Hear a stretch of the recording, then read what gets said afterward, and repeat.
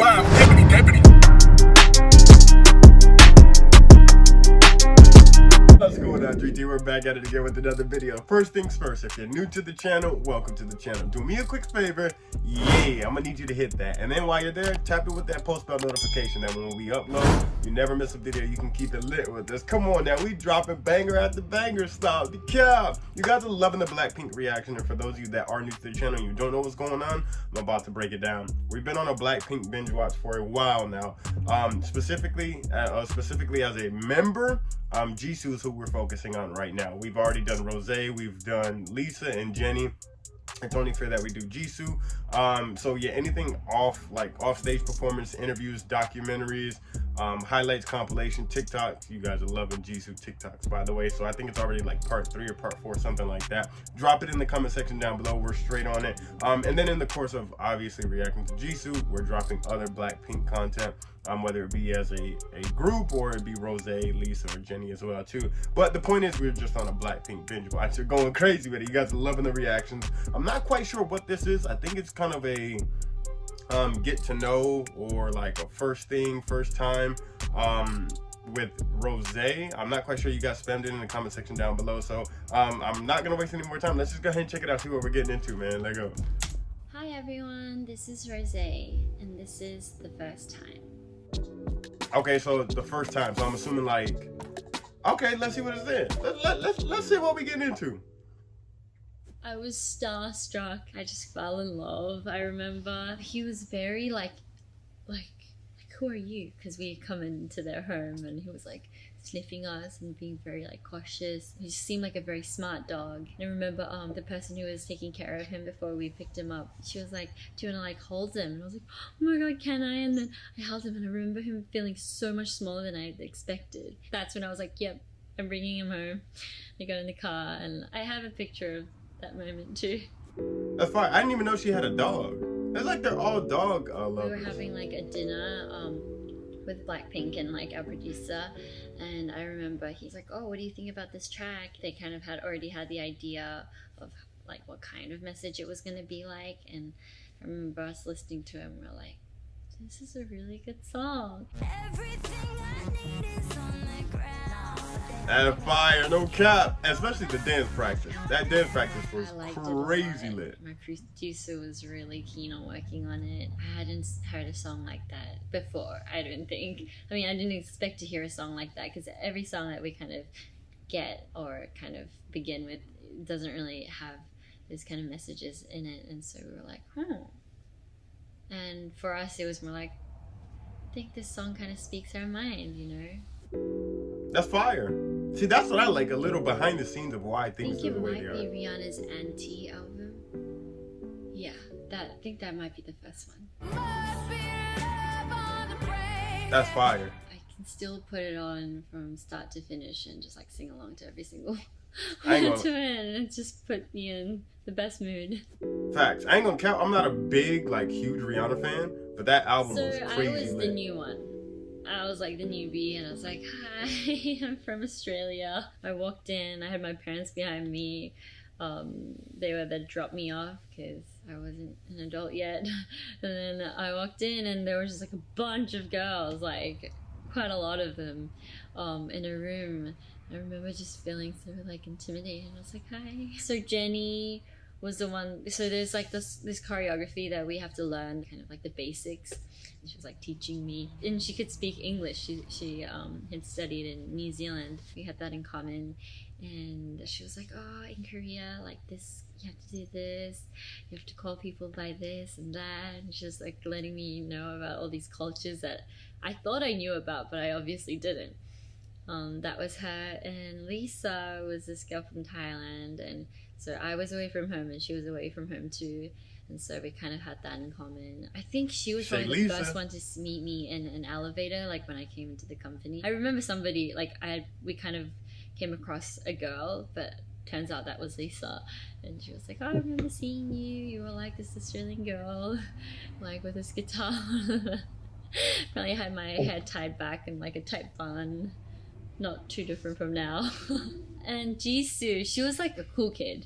She was like, she had that like bit like snapback like hat. She had like black like big t-shirt on, like she was like cool. Now I know she's like the goofiest person ever. Oh, I and of course said she's it. so cool, but back then I was like, oh my gosh, she looks so like I said it. Like Jisoo is really that, like the first time I was goofball. auditioning for YG, I was just a very awkward lost, just like 16-year-old girl. I was there because my dad had told me he's noticed that I obviously have a love for music, and that he doesn't want me to regret it when I'm older, that I haven't tried to pursue anything through it. I remember just being there in Sydney in that audition room, like, I'm probably not gonna get in, but I don't know why I'm here. I was like, ah.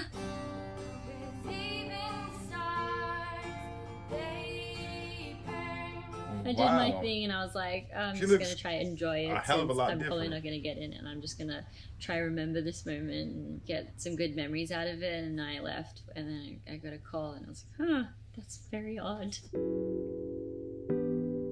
Talk about, I know it had to be In nerve-wracking. Korea, we call it our debut performance, so that's when we first kind of did a performance on this Korean show. It was my first performance, but I didn't even think of it as my first performance because I was just so busy, like, thinking of all the things I had to do. I was like, yeah, I remember it was our song Whistle.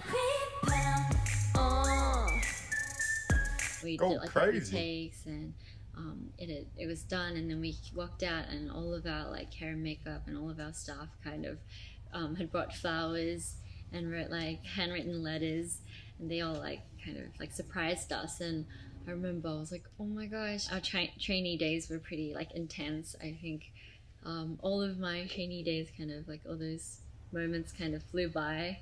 Like in my head, it was kind of weird. I remember I cried a little bit, and I was like, oh my gosh, it's actually happened, and I was very happy. It's like overwhelming. I mean, you're new to that I world. saw my performance on TV was probably the first performance we did. I think I was pretty proud of myself back then. It's very different from right now. Nowadays, when I look at my performance, I think I see like so many flaws, and I'm like, why did I do it like that?